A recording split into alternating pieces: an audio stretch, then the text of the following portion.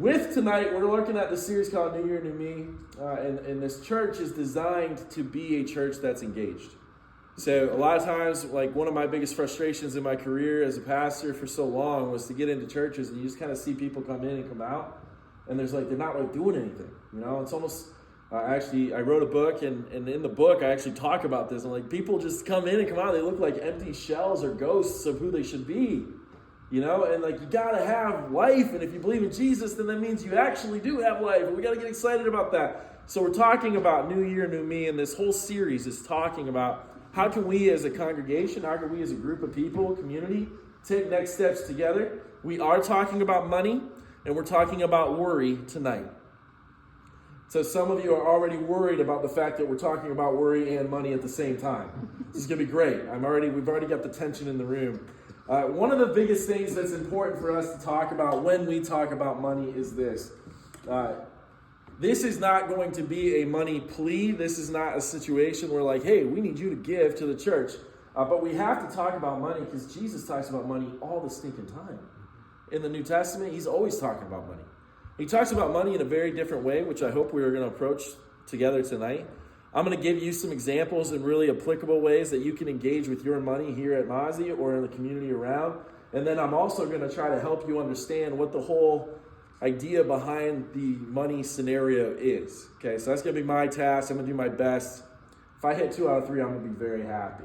All right? Now, before we keep moving into tonight and we start talking about all the things that we got going on, I want to start talking a little bit about some Greek words. How many of you love Greek words? Okay, big Greek guys back there in the back. All right, good enough. I'm going to use this one. All right, here's a Greek word for you. If you're a note taker, this is a really important word I'm going to write down. You got to write it right because I don't want to mess it up. It looks like thesaurus. It's spelled like thesaurus. But this word is important because we're going to get into the Greek on the word treasure tonight. And we're going to look particularly at Matthew 6. So if you have your Bibles, go ahead and go to Matthew 6. If you want to steal, I think there's some in the pew. Steal one, it's going to be great.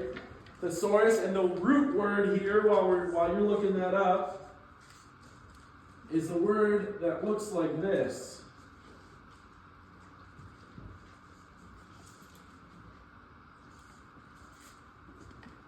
Which should be familiar if you grew up in church a little bit. So these are two words. If you're a note taker or you're a Greek person, I'm going to explore this with you a little bit. And in Matthew 6, we're going to go into Matthew 6, verse 21. Matthew 6, verse 21. I have a personal story attached to tonight too, so don't let me forget to tell it, okay? So I might get going and don't let me forget the personal story. That's important. All right. Matthew 6:21, if you have your Bibles, we're going to go right into the meat, okay? Did I give you enough, like, hi, I'm Brent, everybody kind of feels like you know me? Oh, also, if it's your first night, I'm sorry you came tonight. I'm talking about money on your first night. That's always, like, the way it goes, isn't it? It's like, oh, my friend invited me to church. Wait a minute, they're talking about money? We didn't try to dupe you. I promise this was written up before you got here. But I'm super pumped you're here, because at least you know how you should handle your money. It's going to be great. What was I talking about? Here we go. Sorry, verse 19. 6 verse 19, do not store up for yourselves treasures in heaven, where moth and rust destroy, and where thieves can break in and steal. Very doom and gloom story right now, right? Do not store up for yourselves treasures on earth. Sorry, I said heaven. Do not store up for yourselves treasures on earth, where moth and rust destroy, and where thieves break in and steal. But store up for yourself treasures in heaven, where moth and rust do not destroy, and where thieves cannot break in and cannot steal. For where your treasure is, there your heart will be also. The eye is the lamp of the body. If the eyes are good, then the whole body will be full of light. But if your eyes are bad, then the whole body will be full of darkness. And then the light within you is darkness. How great is that darkness? So no one can serve two masters. This is Jesus speaking, okay? Jesus just pulling out, just doing Jesus stuff here, okay?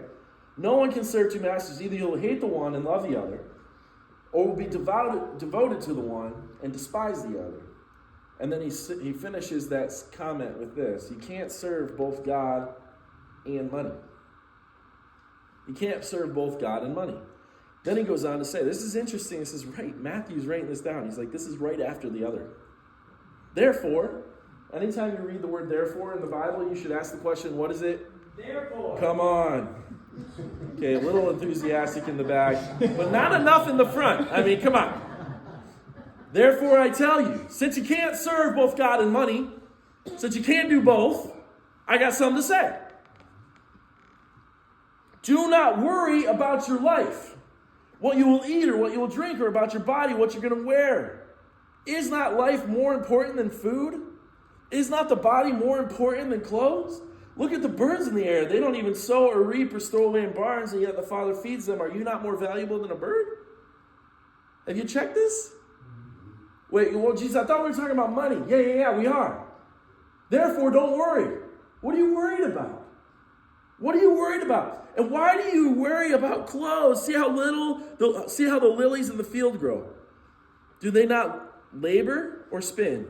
Yet I tell you that not even Solomon in his splendors in Old Testament Solomon was dressed like one of these. If that is how God clothes the grass of the field, which is here today and tomorrow thrown in the fire, how much more would he clothe you? You have little faith. So don't worry, saying, what will we eat, what will we drink, what will we wear? For pagans run after these things, and your heavenly Father knows you need them. This is pretty, Jesus just getting after it, pretty cut and dry. But seek first his kingdom. And seek first his righteousness. And then all these other things, they'll be added on to you. You'll get them. Therefore, don't worry about tomorrow, because tomorrow's got enough worry of itself. Each day has enough trouble of its own, right? And together we can all agree that that's just a true statement. Okay? So we're talking about this story where Jesus is coming to the conversation. He's saying, look, we got to talk about money. But when we talk about money, what we're really talking about is worry. And so we're going to try to talk about both tonight. And here's why. I was just in a conversation today. I don't know how to say this without it feeling like weird. I don't know any other way to say it. The idea that like commerce and economy and money, this idea that stuff is like the most important thing is kind of a silly idea. Because when you think about money itself, we attribute value to a piece of paper. Or nowadays, a screen with decimals. So we attribute value to these things, and so what we end up doing is we end up exploiting our time, energy, and money, our time, talents, and resources to get more of it, right? But when you think about money in general, it's kind of like a big game. You get the opportunity to go make money, which is cool. It says you can't serve both God and money, but you sure can serve God with money. And you can make a whole lot of money and serve God. But you can't fall in love with one and be in love with the other. You can't have money be the only thing you're after and still serve God. Because when you're worried about money and where your next paycheck's coming from and all the dollar bills that are going to be in you, when you're worried about stuff like that, you're forgetting the most important part. And that's to seek first the kingdom of God.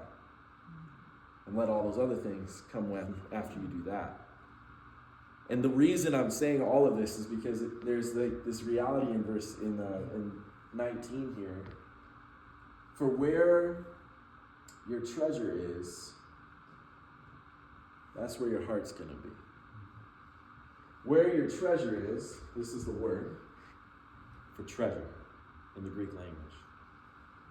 Where your treasure is, where you're storing things up, the place that you put the stuff that you're keeping, where that treasure is, that mound of treasure. Now, it's not an actual, I know this looks like the word tithe, but it's not an actual comparison there.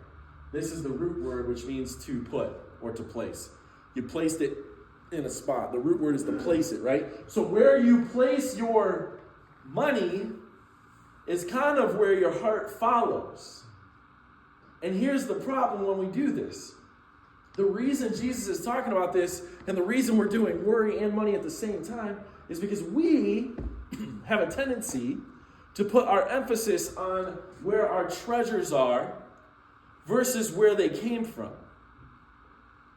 We have this tendency to think that I've earned money, so therefore it's whose money? Come on now. Mine. It's my money, right? Well, I worked hard for it. But where did it come from? And that's what we're digging into tonight. I hope I got your attention. I hope there's tension in the room. I hope some of you are like, he better resolve this or I'm not sleeping tonight. And I hope I do too, because I want you to sleep. But when we talk about money, we're talking about a couple of different things, and like the reality of the conversation that we've been having here at this church. As we've been talking about, I don't know if this one's going to work out, We've been talking about the head. We're talking about your brain. It's okay to know God. It's okay to know about God. But the reality is that a lot of times when we got it in our head about God, we got this idea of God in our head, we filter that idea through our experiences. We filter that idea through our worries. We filter that idea from our money, our social status, whatever. And so we worked really, really hard to teach you how to experience who God is in your mind. How do you approach God? Like, let's pretend for a minute that the God you serve is not like Santa Claus. Okay? And what I mean by that is you don't just pray when you need something, you pray all the time. You don't just thank him when it's really, really good and pray for things when it's really, really bad, but you thank him all the time. You find joy, peace, patience, kindness, goodness in him all the time. And this mentality in our brain says, I get that. If you grew up in church, or this isn't the first time listening to a sermon, you've got that in your head, right? And for those of you who are new to the game, welcome. But in your head, there's at least some sort of construct of who God is. And so we spent a lot of time on that. Those videos are online if you want to go back. Totally appropriate. Then we worked on our heart. We said, okay, just because I know it doesn't mean I actually do it. And what we talked a lot about with the heart is if you know it, do you believe it? Is it in there? Is it just like, I got to put it into work. I got to put this in, I just believe this stuff. And you'll know if you believe it in the heart when you face trials and you find them joyful. Because, I said this last round, I don't want any of you to have bad days, but guess what? If you're going to grow because you had a bad day, then I want you to have them. I got kids. If life is easy for them, show them going to be hard when they're older. So we got to teach them things. And they're going to not like it. Nobody likes it. How many of you love to be corrected? You thrive on it. How many of you love to be told that you're doing something wrong? How many of you love that? I wish someone would tell me I suck, Like, nobody does that, right?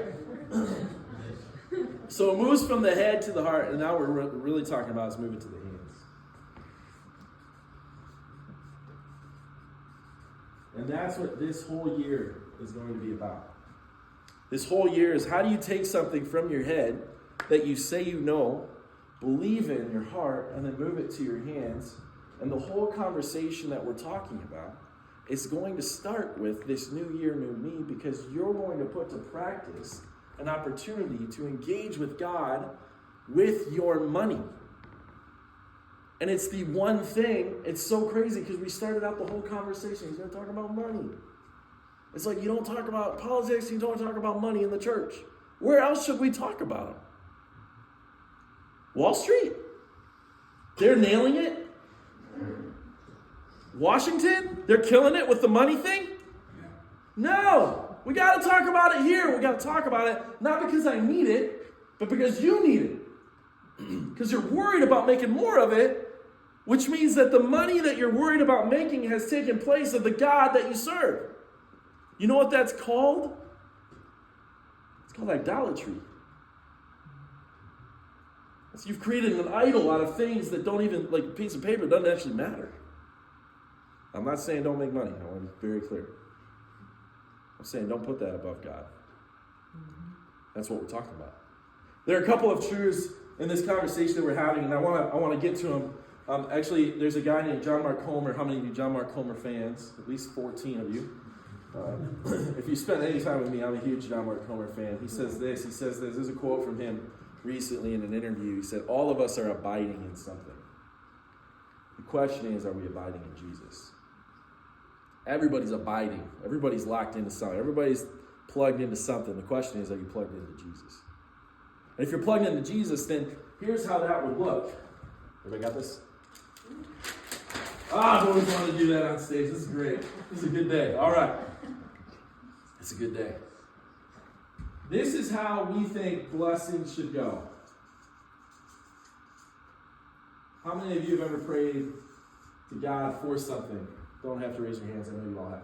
You've prayed for something. You said, God, I'd love to win the lottery. You know, it's like God's like, I got 100 of those emails. Okay, in a minute. I'm not doing that one. This is how we think blessings should go. This is you. For the sake of just drawing one character, because I'm so good at this. Okay, this is you. We think blessings should go here, and I will be very, very happy. Right? Blessings come down, I get it, and I'm super pumped. Right? Isn't that how blessings work in your brain? And what we're trying to get to is simply this, is that there's another way that blessings should work. Actually, you are a conduit, a catalyst for blessing. Did you know that our role is to be blessed so we can bless other people? Did you know that? Again, here I go, stick figures. Hey, all right. Sorry about the eyes on that one. That's you. Some of you might look at these and say, oh, I think he's drawing me. I gotta get a ponytail going on. Oh, well, I'm so sorry, girls. It's a sideways 1980s ponytail. Okay? It's not great. All right, I'm not a great artist. It's back in Scotland. This is actually how blessings are supposed to go. So here's what happens is when we spend a lot of time blocking this off, we spend time blocking this off because we're praying for blessings for us, and we're not praying that God would bless us so that we can bless others. Right? We just pray that, God, would you bless me? We've created the central conversation that happened in the Garden of Eden. We've created the original sin. God, would you put me in charge of everything? Would you put me at the altar above you, above everything else? And God would say, look, I need you to be the blessing so other people get blessed. Because you're on this earth to do that. You're on this earth to help God help others not worry about where their next meal is coming from. We as Christians, followers of Jesus, pay attention to this. We as followers of Jesus are a part of the therefore. You can't serve both God and money. You can serve God with your money. You can make money and serve God. But you can't fall in love with both. You can't serve both. And if you, I have no idea what that sound is, but just let it ride. If that window explodes though, Josh, you get down, okay? Sorry. If you serve God with your money, you get to be a part of the solution for the next phrase where people are worried about where their clothes are coming from. You get to be a part of the solution for the next part where people are worried about what they're going to eat, what they're going to drink. So I'm serving with my money. Feels like it's not that windy, you know? Like, bro, I was preaching so hard, you took the house down. It might be terrible. To be a part of the therefore, we have to really understand how to leverage our money. And that's why we got to talk about it in church. So tonight, I hope I'm going to do something for you. I hope I'm going to give you 2 very practical use cases of how we can leverage money in this building. And then I'm going to let you take it from there and explore all of the ways that you would want to leverage it if you won the lottery. Because the reality is, if it's like my list of winning the lottery only has to do with me getting cool stuff, eventually that stuff's gonna burn. Like, that ain't coming with you. But if you want it to be a blessing to others, man, that'd be a really interesting case.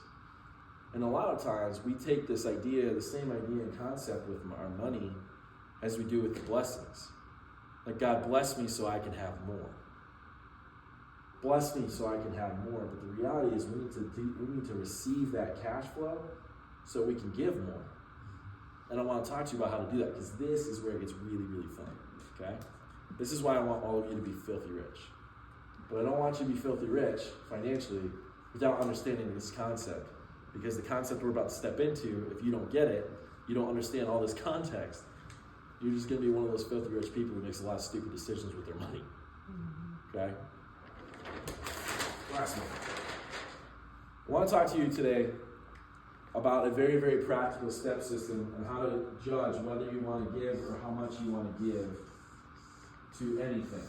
Okay? We're going to look at it like steps because we all are great with hierarchies, so we all love the idea of leveling up. If you were a Call of Duty fan in your youth, this is your jam, okay? That's how you prestige, all right, buddy? So on the first one, some of you, we're talking about the giving component of church, okay? And I'm going to tell you my story in a minute on the giving component. There's the first step of giving, which is a really great next step for you. And here's what happens when you give. When you give money to anything, what you're doing is you're severing the tie of the hold that the money has on your heart. Okay? So any money, anywhere. Some of you give to local charities, some of you give to churches, some of you give to things. When you give, you sever the tie of the hold that money has on you. It's a beautiful thing. Isn't that great? How good does it feel to give somebody something? Feels pretty good. You're okay. It's okay to say that. Man, it feels really great. So in the world of giving, the best way to do it and start out is to pick a dollar amount. And it doesn't have to be $1,000 amount. It could be a $2 amount. It could be a $6 amount. I've got stories on stories on stories. When I was in college, I would actually go downtown Denver, and I would walk to go get a pizza because I was, broke, so I couldn't drive to go get a pizza. And I had $7 in my account, and my paycheck was due on Friday, but it was Thursday, and I was hungry, right? So I'm like, oh man, maybe I can go get one of those $5 boxes, you know what I'm saying? This is back when this is the old days when they were actually $5, not $7 for a $5 thing. And I sat there and I went to a pizza joint in Denver, and right out front was this homeless dude. And this homeless guy comes up to me and says, hey, do you have any money? I said, well, I really don't, but I'm about to go buy a pizza if you want to share a pizza. And he's like, yeah, I'll share a pizza. So I'm like, oh, okay, well, I guess I'm not going to have breakfast. So I go get the pizza, come out, we sit on the side of the road, and we just talk about this guy's life, how he got where he is, what's going on, and all that. It's kind of an interesting thing. So when that happened, I called my dad, and I said, Dad, what's up? This is what happened. It's kind of wild. And I guarantee you, this is kind of crazy. The next day, I got a raise. It's like money got in my account. How did that happen? All because I shared a pizza with someone? And at that point, it was $7. $6.50, actually. So sometimes the dollar amount doesn't have to be huge. We have this idea to give. I really got to give. No, you don't. You can just start giving. There are 1,000 community service places out here that would take $20 a month because it would help their bottom line. It would help feed one more person. It would help keep one more person clothed. It would pay that one extra bill. That goes a long way over 10 years. The next thing that's logical is you're moving from a dollar amount. So let's say it's a $10 amount. And you make, you're in the world and you're like, it's time for me to give a percentage, okay? Because we talk a lot about money, and we talk a lot about how you give your money, and the percentage word is like the big church word, give a percentage. But a lot of times, what's the actual percentage of a tithe? Does anybody know the tithe? 10%. All right, so pretty straightforward.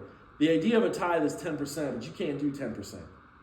Right? Times are hard, inflation's up, so pick one. Pick a percentage. Pick a percentage. 1%, 2%, 3%. Anything under 10% sits in that category.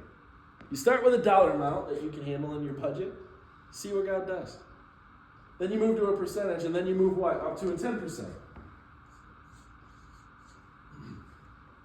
10%, this is like the moment, right? You've reached Christianity. I am all things Christian. I have hit the 10%. And a lot of times, this is what's crazy. This is the mentality of money we all have, right? Well, God only asks for 10. So he's only going to get 10. Mm-hmm. But you keep getting blessed with more than 10. And so we just stop here. But did you know there's another level? There's another level. Anything over 10? 10% plus. It's like a video streaming service. Paramount Plus, Apple Plus. Come on, guys, that was good. All right. That was totally appropriate for the world we live in. And all of these levels have what I would call, they all have a title to them. Okay? So this would be a faithful giver. Faithful giver. You would be faithfully giving your $10 consistently to church, community group, whatever. This would be a faithful giver, okay? I picked a dollar amount and I'm sticking to it. The next percentage would be a growing giver. You're a growing giver. I'm growing how I give. It's more than the dollar amount because I'm doing a percentage, right? I'm starting to figure out, how do I play with 5%? What does this look like, right? And I'm starting to grow. You know what we would call a 10% giver for anybody who follows Jesus? We would call you obedient. This is an obedient giver. This is someone who is out there and doing what God has asked you to do. Fill me 10%, tithe to me, and watch what happens. That's what God says in Malachi 3:10. Malachi says, watch me, give me your first 10%. Watch me throw open the floodgates of heaven. Watch me give you back what you gave me. Watch me multiply. God says, give me a couple loaves and some fish. Watch me feed 5,000. Right? Like, this is the type of multiplication we're talking about. God says, give it to me. Watch me do what only I can do with it. And you know what we would call a 10 plus giver? We would call this generosity. We would call this a generous giver. The reason this is important to me is because this is where I want you all to be. Because only generous givers understand this. That I actually leverage all of the dollars coming my way to help other people. So I give some to the church, and I give some to my friend who needed them. This person needed gas, and that person needed tires on their car, and this person needed brakes. And the generous giver is out there. I'm just going to see if I can outgive God. And I dare you, first of all, because good luck with that stream of money. You're not going to have more money. I know a guy and girl, I didn't know them personally, I just knew of them. Every year around tax season, they would just give all of their money away. Could you imagine that? And they were well off. Couple $100,000 every year they would give away. And they kept talking about this every year. They just come back and talk. Like, every year we go down to $0 in our account. It's kind of like us, Dan. It's every year we're at zero. It's just not the same though. We're not giving it away. We're giving it to people who bills and stuff. So it's kind of a weird system. But they did it because they had extra, right? So they give this dollars, and every year they would come and they'd be like, we make more money every year than we did the year before. We keep trying to give this money away. And I said, oh, I'm so sorry. Having said that, my name is Brent. Right? Is that how you get? They're generous givers. They're just trying to multiply. I'm going to tell you a real story. So Dan and I worked in ministry. When you're in ministry, you don't get paid anything, guys. It's terrible, right? Like if you go to another church and you're on the board or whatever, you should pay your pastors more money. They need to survive, okay? I never received that blessing in my life. I always got paid pretty minimum, family of 5, and we're like, okay, we're scraping by. Well, this one time, we were at church, and I felt really, really convicted, because at that point, up to this point in my ministry, we were still pretty young. We had declared that our time was our tithe, not our money. And we were in a service together, and in that service, Dan and I looked at each other, and I feel like we were saying the same thing. I said it, and she was like looking at me and just totally agreed, and she's us saying the same thing, kind of. I'll figure that out. But I looked at her and I said, I feel so convicted that we need to give our full 10%. This is on a Sunday. Dana said, I agree, do it. They had a really nifty app. We were able to kick that into the app. And it was, at that time, really hard for us. We lived in Ann Arbor. We were struggling. Ann Arbor's expensive. And we didn't get paid a ton. But we decided we were going to take this step. We're going to be obedient. And this is where this came from, by the way. This whole sermon, I could give you, this is the sermon I got that pushed me into the 10% rule. Okay? That was on Sunday. On Monday, I go to work, I come back home, and I open up in my mail a letter from a good friend of mine. And the letter is really short. Inside of it was a check. And the letter said, This is dated on Thursday, the week before. In my quiet time, I felt a nudge from the Lord to give this to you. It was the same stinking amount that we just put in the tithe.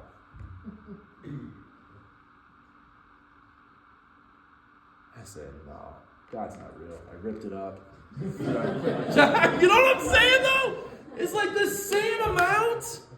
No. So I call him. I'm crying. I'm like, no way. Call him up. I'm like, what are you doing? He goes, Brent, I'm not kidding you. I'm in my quiet time on Thursday, and this dollar amount was told to send to you, and so I sent it. I don't know. How you doing, man? I said, well, I'm doing better now. You're like helping solidify a faith moment in my life, you know? And it's just like, that's the kind of stuff that God does when you're obedient. So then I started getting really courageous with this. And I started upping our percentages to see what God would do. And I got to tell you, man, God just keeps on blessing us. So much so that like we don't have to be paid by the church to do this. And I like it that way. Like, it's like the more that we give, the more that God gives back. It's like the more that we try to help everybody around us, the more that God gives us. And I'm not like a millionaire. Okay, we didn't do the $300,000 thing that the other guys did. But man, we're sure are trying to just be generous and live generously in a world that's not very generous. Because this is so countercultural that you would take your hard-earned dollars that don't really belong to you, but let's pretend they do, and that you would give them to somebody who needed them more than you did because you got more than you need. And instead of doing that, the American dream is buy more stuff that you don't need and hold on to it until you need it, which you won't, so we don't throw stuff away, right? And we don't need the stuff we have, and there's less things everywhere, and then we do this crazy thing is like we built storage units to hold the stuff that we don't need. And I just want to let you know, don't come to my house and throw something that's not needed on a flat surface. My wife will throw it away. It's true. Spring cleaning is her favorite season. She's like, we're throwing it all out. I'm like, oh, I need to keep my kids. You know? She would never do that. Well, I want you to live generously. I want you to get here. For some of you, this is not possible right now. You're like, Brent, generous 10% is only $30. Give 40. I'm just kidding. Pick a number. Then raise that by a little percentage. Then get to this obedient mark. Just watch God do what only God can do. Next week, we're going to talk about the same concept with your time. So, gear up. But you can't substitute time and money. Well, you can. You're just missing out. And that's what I'm after. When I started to obey God with the 10%, we started to receive things that don't make sense. They don't even make sense. When we started to live obediently, it was crazy to see what happened in our lives. And so I want to encourage you and challenge you in the new year, new you version of you to try it. Now, if this is weird because I'm the one talking about money and you're sitting in the church that we're in, don't give it to us. Give it to somebody else. Don't do the world where we're the ones asking for it and you feel like you got to give it to us. Go give it to somebody else. There's a bunch of churches around. Give it to First Baptist. Don't give it to Mazi, give it to First Baptist. They need money too. They're a church. Give it to a local organization. I got like 6 of them I love. But I want you to start practicing. Be a faithful giver with a dollar amount. And this is what I'm getting at. Here we go. You ready? How many of you have been watching the news about the fires in LA? How many of you wish you could just give $1 million to whoever needs it? Yeah. I did some math because it's important. Did you know that if we average 50 people in this room every week last year, if 50 people did this at $10, we would be sitting at $26,000 of cash flow. $10 a week for 52 weeks. Okay, so $40 a month would be the number. Did you know if we did that at $20, we'd have, math, 54 grand. Did you know if you did that at $100, you had $260,000. Do you know how much money we would give away for things just like the fire in LA with our budget? At Mazi, we have a statement in our bylaws that 10% of our income isn't ours. 10% of our income is designed to do things just like that, to send to a church in LA who desperately needs it and is on the front lines. 10% of our budget is not our budget. The more money we put in our budget, the more money we can give away. That's what we're trying to do. We're just trying to be obedient. And all you got to do is just pick a dollar amount and you raise the budget. We've been really fortunate. There's been like a handful of people who've really kept the church alive. Honestly. And if you're one of those people, thank you. We wouldn't have made it a year without them. But if you're in the room and you're like, I kind of want to get in the game, pick a number. Watch God do what only God can do. If you've been doing the number thing for a while and you've like lived your life, you've got new jobs or raises or all that stuff, maybe you need to start thinking about upping the ante a little bit. Because the thing about margin and the thing about generosity, the thing about living this way is what we're doing in this world is what you got to do in the rest of the world is we all get margin in our lives. This is your margin, okay? This gap is your margin. When you increase your income, here's the unfortunate thing that we do, is our income increases, and so what do? We fill this gap in with stuff we don't need, instead of holding margin. So instead of being able to increase to this, we're still at the same price point because we didn't manage our margin. And we all want to be generous givers to people who need it. You want to go to someone whose car broke down and fix it for them? You're going to need margin. And to do that, get your budget in line. Some of this you can't help. Inflation's real. It's real. You're in it. All right? Deal with it. That's going to cut in on your margin, but you got to make decisions based on your margin so you can give to people. And then I want to be really clear. This is only if you want to be a generous giver or an obedient giver. Okay? Step into the game. Create that margin and give. And watch God give you more. I don't even know how it works. I don't think there's an algorithm, but maybe. But you give to God and you can't outgive him. You can't. Obedient givers, maybe you gotta jump up to 10%. Maybe it's time. For some of you, maybe it's time to get generous. Radically generous. Some of you got your heartbeat. And you want to get to that 10 plus because the fire in LA is breaking your heart like it's breaking mine. People waking up right now, they don't have anything. Nothing. And frankly, this is where the church should be. I don't leave it up to the government. I don't leave it up to politicians or celebrities. This is where the church should be. The church should be stepping into that gap. The church should be pooling its resources. The church should be stepping in and giving whatever we can. There are organizations doing it, sure, but where's the church at? I happen to have a couple of people that I know out there, and I happen to have a couple of people I follow really closely who are stepping in, and they don't have anywhere to go. Think about having nothing and still being generous. The idea of pouring those blessings down on people. And I say all of this because this conversation about money, and the reality is if you got money and it's always on your mind, it's the one thing that's got you like dialing, like you can't serve God and money. But you could serve God with your money. Next week we'll talk about your time. Tonight's about your money. So here's what I would like you to do. This is my challenge to all of you. When you go home tonight, or on your drive home, or if you're married, have this conversation with your spouse.